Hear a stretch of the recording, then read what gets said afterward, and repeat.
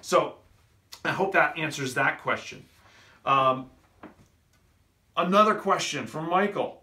Why is there a difference between dissonance, tension, and out of key? So put another way, why does a super dissonant chord like the 2 or the 7 diminished triads feel like they are still inside the key? In a sense, I understand this because they are built diatonically and are heard relative to the tonic, even when it isn't sounded. So this asks us a whole other series of questions, and I'm going to take issue with calling the 2 chord and the 7 chord super dissonant. There are levels of dissonance. There's mild dissonance, there's super dissonant. The 2 chord and the 7 chord, I don't think fall into the category of super dissonant. We need to reserve that for other chromatic harmonies. So, in the category of dissonance, and we should define it, okay? So, dissonance, technically speaking, from an acoustic standpoint, is a complex ratio of intervals. And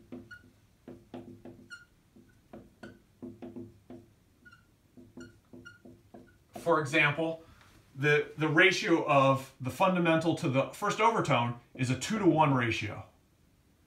And this fifth is a 3-to-2 ratio in terms of like the frequencies per second. And you can continue from there.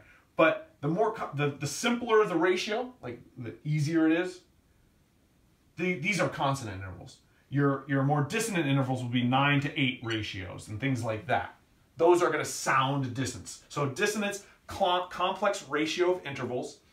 To put it into more general terms, it's a sense of instability.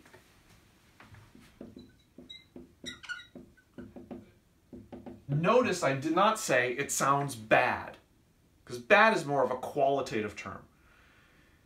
Dissonance can sound great. A certain amount of instability can be exciting. So we're talking about stability versus instability and the interplay between them, the interplay between dissonance and consonance. So it's not that it's bad, it's more of like how you use it. What happens to that instability? Where does it go? So this instability is kind of at the core of what we're talking about when we talk about dissonance. So we should talk about how these different tones get into these different categories of consonance and dissonance. So one thing that's worth noting is if you hear a C and a G, which is a perfect fifth, you get another note that vibrates sympathetically. It's kind of like the way the acoustics work. So C and G resonate in such a way to get another C. It might not be in this octave, it's often an octave lower, but I'm just putting it up here for the sake of being easy to see. So what can we note of that? Well, 2 pitches create a third pitch that's one of the pitches that are already being heard. Okay, got it, okay. Let's say, take another perfect interval, a C and an F, which is our perfect fourth. Those 2 notes resonate in such a way that they also produce a third note. It happens to be an F in this case. Again, not necessarily in the appropriate octave, I'm not writing, but I'm just putting it for clarity. So once again, we have 2 notes that vibrate such that they produce a third note that is one of the notes already being heard. This is your definition of perfect consonance.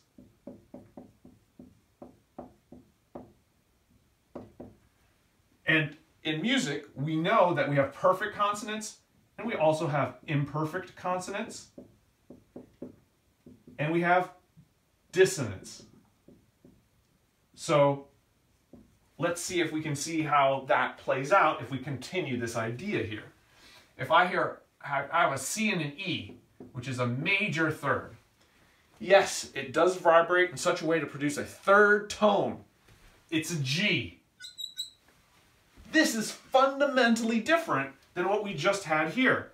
So with our perfect consonances, the new note, the new note that's generated, the resonant note, is a note that's you already hear.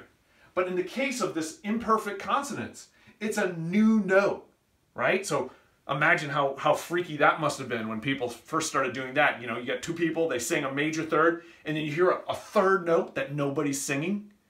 I certainly can imagine why early church music would have said, oh, the choir sang so beautifully, the angels sang along with them.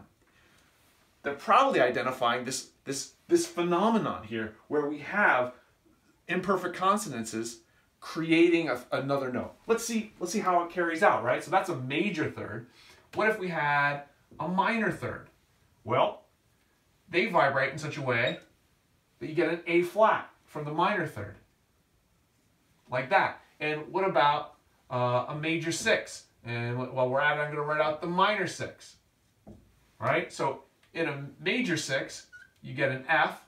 In the minor 6, you get an E flat. Major 6, minor 6, right? Now, these are all our imperfect consonances. What can you tell by looking at it? What's the similarity? You will notice that in all cases, a third note is produced that is not being sounded by the instruments. It's vibrating sympathetically. And when you combine all three notes together, you get a major triad. This is acoustics. You know, it's not an accident that the major triad is the foundation of music, of harmony. It's an acoustic phenomenon. If you remember, we talked about the overtone series, and you put all the notes together, you get a major triad. So, but you'll notice that the imperfect consonance does belong into a different category than the perfect consonance because of the way it works. Now, what's interesting is when you have other notes, like let's say C, D, it will vibrate and produce, I think, a B. I'm not 100% sure. But then what happens is that, so it's similar in that sense. But I'm going to backtrack one second. What's super amazing is when we say, okay, well, we now have this new third note that creates a major triad. So what happens if when this G combines with the C? Well, we know we get another C. And when this A flat interacts with this E flat, we get another A flat. And when this C and F interact, you get another F.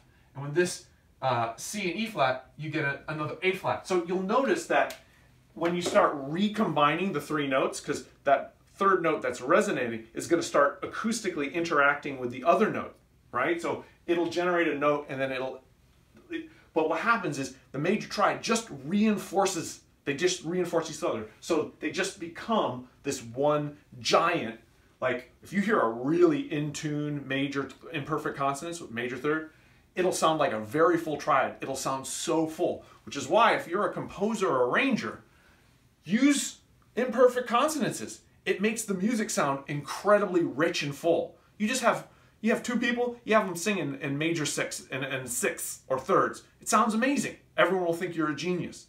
It's because of you're taking advantage of this acoustic phenomenon. Whereas what happens when, and I'm going to use the colors, right? When we do this with other things, like let's say a major second, then the recombinations start happening, and they keep going, and they keep going, and they keep going. And so they never kind of like coalesce into a unit, like the imperfect consonances coalesce into a major triad. The dissonant intervals never coalesce. They always just kind of like keep recombining with each other, and you kind of get like almost all the pitches at some point just kind of like that. And so that's where the instability of dissonance comes from. So absolutely, it's related to the overtone series. But it comes in degrees, right? Just like consonances come in degrees. There's perfect consonances, which are super, super stable, right? Like rock solid. Imperfect consonances, they're also stable, but they're not as stable. They got more notes that go on. They got more stuff going on. And then your dissonances are another category. But within dissonances, you can go more and more dissonance. So for example, if you're in a tonal key and you have a 2 chord or a 7 diminished, that will not be as dissonant as, let's say, a French augmented 6 chord. It's just a different level of dissonance. So I would be careful to qualify that. Now, the question also says, is there a difference between dissonance, tension, and out of key? And the answer is yes. There's some overlap, and it's a matter of kind of putting them in the right hierarchy. So, tension is broader than dissonance. So,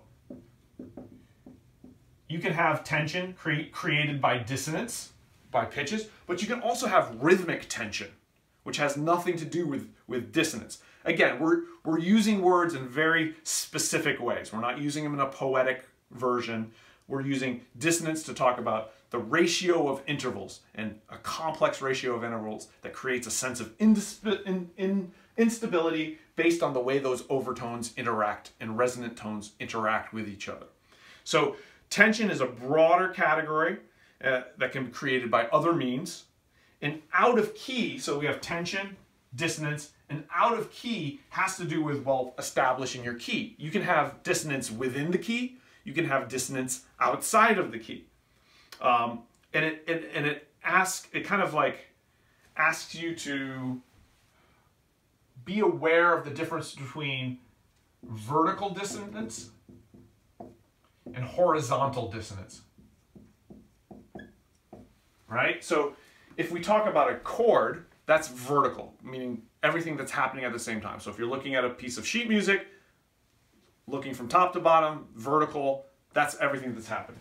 So if we play something like this, it's a major triad, it's consonant vertically. Now, you can have vertical dissonance, like, so for example, if we were to make that an augmented triad, that's dissonant, some amount of dissonance, certainly more dissonant than the major triad. But we can also have horizontal dissonance. So you could have a completely consonant chord and another completely consonant chord, right? So let's say we call that consonant chord 1, consonant chord 2. But the relationship between the two is dissonant.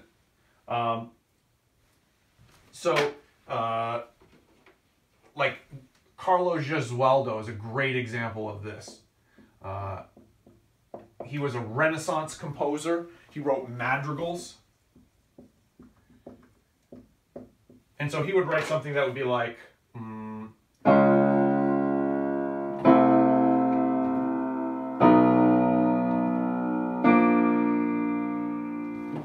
each one of those chords is a triad, right? So it's, and he wouldn't have thought of it this way, but it's like a D flat major triad going to A minor over C, going to B major, like major triad, minor triad, first inversion, major triad. These are all pretty consonant vertically.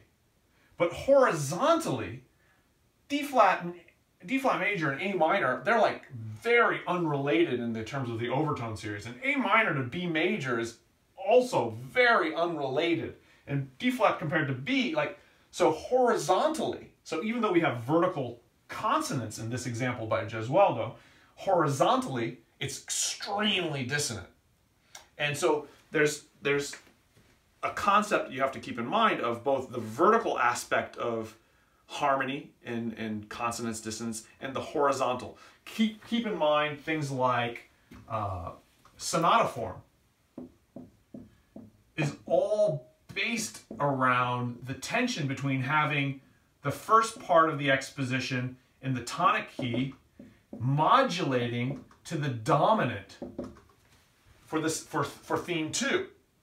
And then you have this kind of like these warring tonalities and how it gets resolved in the recapitulation, where in the recapitulation you finally get to hear the second theme. So this is the exposition.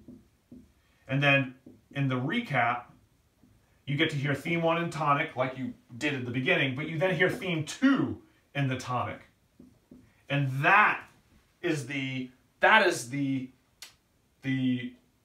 instability to stability, the dissonance to consonance that makes sonata form feel amazing, and why it's so potent in terms of expressing emotion. And that's the heart of it right there. You have this horizontal dissonance of the melodies in the key of the 1 versus melodies in the key of the 5. And then finally, when that 5 gets reunited with its tonic at the very end, all is right with the world. And emotionally, that's so powerful, so satisfying.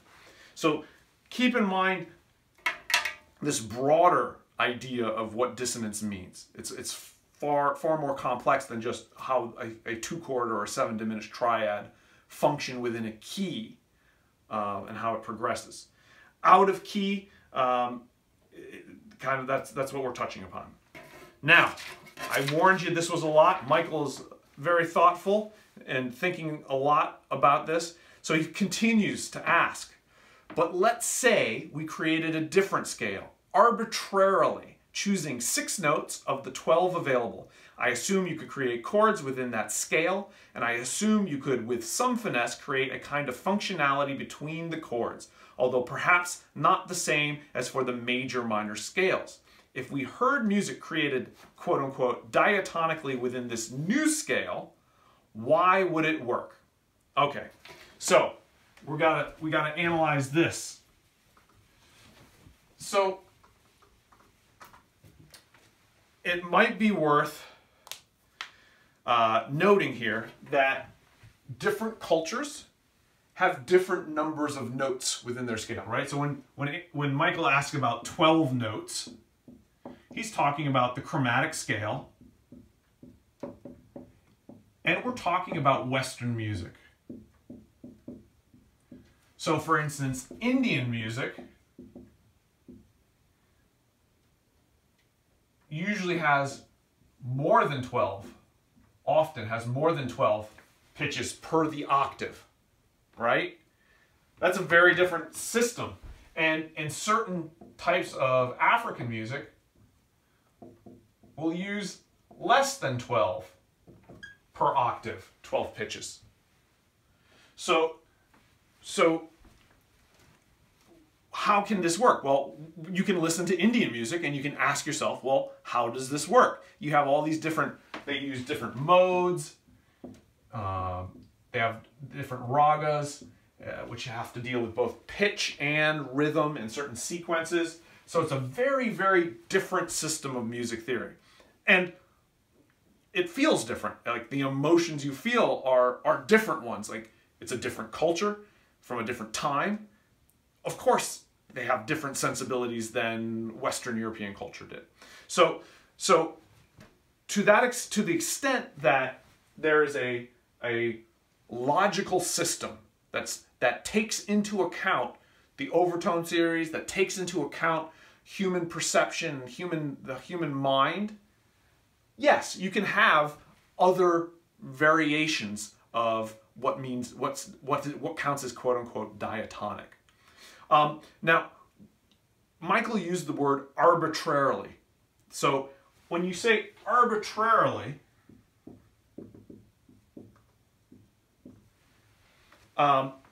here you might not get something that makes any kind of logical sense with the overtone series or the human mind. And I'm going to go ahead and open the can of worms that is Arnold Schoenberg and face it head on. So Schoenberg, in terms of music history, becomes kind of influential at the beginning of the 20th century. And I would argue that his system does not take into account the overtone series or the way human beings hear. And so it is arbitrary. And so let me just I'll read a quote for you from Schoenberg's writing. This is Schoenberg's own words, where he talks about his technique and how I'm making the case that this is an arbitrary way to organize music. And so I'm going to use the word organize with quotes, meaning it's not really organization, it's arbitrary. So Schoenberg writes, he talks about the emancipation of the dissonance. So he says, the term emancipation of the dissonance refers to its comprehensibility, which is considered equivalent to the consonance's comprehensibility. A style based on this premise treats dissonances like consonances and renounces a tonal center. Well, we know from what we were just doing here with how the notes resonate that there's an objective difference between a perfect consonance, an imperfect consonance, and a dissonance. So when Schoenberg says, we're going to pretend, he uses the word treat, but he's really saying, well, I'm going to pretend that the dissonance is equal to the consonants. I'm going to treat dissonances like they are consonances. Unfortunately, Herr Schoenberg, they're not. Dissonances are not consonances. Acoustically speaking, objectively, the way human beings hear it. So Schoenberg creates this elaborate system of, both within his atonal music and within 12-tone, that is not comprehensible. It's because it's arbitrary. So you can't simply arbitrarily choose 6 notes or whatever and be like, it's going to work, it's going to make sense. It has to have some reference, it has to have some connection to these fundamental overtones. Yes, there can be cultural differences. Yes, there can be subjective differences on what you like or dislike. But in terms of whether it actually works musically, and what, you know, when I say works, meaning it actually has the flexibility to embody and elicit a wide range of complex emotions. I would argue that the music of Schoenberg, and not all of his stuff, like Schoenberg knew what he was doing. He was very knowledgeable. He knew how to write quote unquote traditional romantic 19th century music. Some of his pieces are beautiful, and some of them are completely arbitrary and not beautiful. And they couldn't be beautiful because they're arbitrary. Within that category, they tend to all fall into one emotional kind of area that's typical of German expressionism, of these sensibilities of this kind of like World War angst, like this feeling of irrational, I'm out of control. Sigmund Freud, I've got forces in my subconscious that are driving me to do all these evil things, and I have to like squelch down the ego, superego, the id's out of control. Me as a human being, I'm out of control. Everything's crazy. The music of Arnold Schoenberg absolutely helps express that. So in that sense, it does express something, but it almost does it from a point of destruction, almost from a nihilistic point of view, where it's like, here's music, and if we do not music, so atonal, I know Schoenberg didn't like that term, but atonal is not tonal. So if I destroy tonal, Schoenberg liked the idea of pantonal, all tonalities. But that's a contradiction with the term tonal. So it's kind of like this destructive thing. There is a feeling of what it feels like to be out of control, to feel the need to destroy and like find the void. Schoenberg's quote unquote music, I think, fills that. So that's where I'd say arbitrariness, you have to be very careful with how you think about this.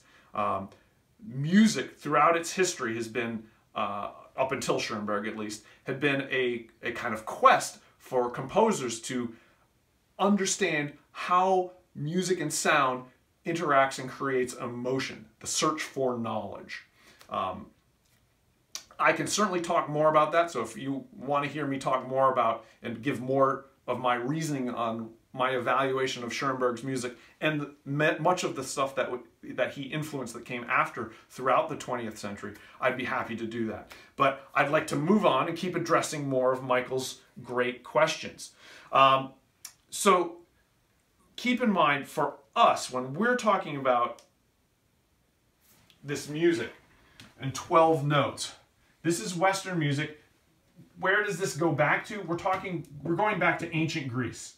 This is like the most obvious beginning of what we call Western civilization, Western thought. People like Aristotle he was a philosopher. So again, when Michael says, I have some philosophical questions, yes, you do. These are fundamental, dealing with philosophy, psychology to a certain extent. And so ancient Greece is our foundation for that. And you have to ask the question, well, why 12 notes? Why not more? Like, why didn't they choose more like the Indians do? Or why not less, like many of the African cultures did? Why that amount?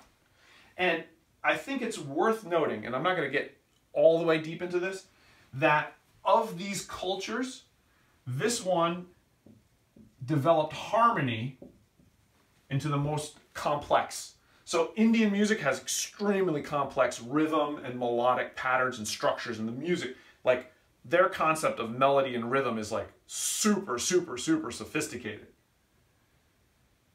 African music, their sense of rhythm and timbre is extremely, like, especially timbral, use of timbre and sounds and bending of pitches and rhythmically, super sophisticated. But neither of them are anywhere near as complex and developed harmonically as Western music ends up being. And so it's a question of, like, you know, how many notes can you have? You want to have as much variety as possible, so you don't want to have too few notes, without having so many notes that when you start combining them into harmonies, they are just crazy dissonant, and that you can't really organize them vertically into harmonies. I think that's the starting point to kind of answer the question of, well, why 12 notes? Why did the Greeks decide on that? And to be fair, the Greeks didn't necessarily say 12 notes. They really, that kind of developed out of that. The Greeks talked in terms of tetrachords. And they had different kinds of tetrachords, and they did have chromatic notes that got involved with that. But you have all the, what's called modes within, coming out of ancient Greece, that gets adopted into by the Catholic Church and throughout the Middle Ages. Other factors to keep in mind, and kind of all of this stuff, just to make it, you know, I could spend hours talking about this and still not scratch the surface, is the development of tuning systems in Western music. So you have things like Pythagorean tuning, but then you have things like just intonation, mean tone. Then you have things like intonation. And we finally get to what we have today, which is equal temperament. And what's nice is there's, I have a tuner, an app tuner on my phone.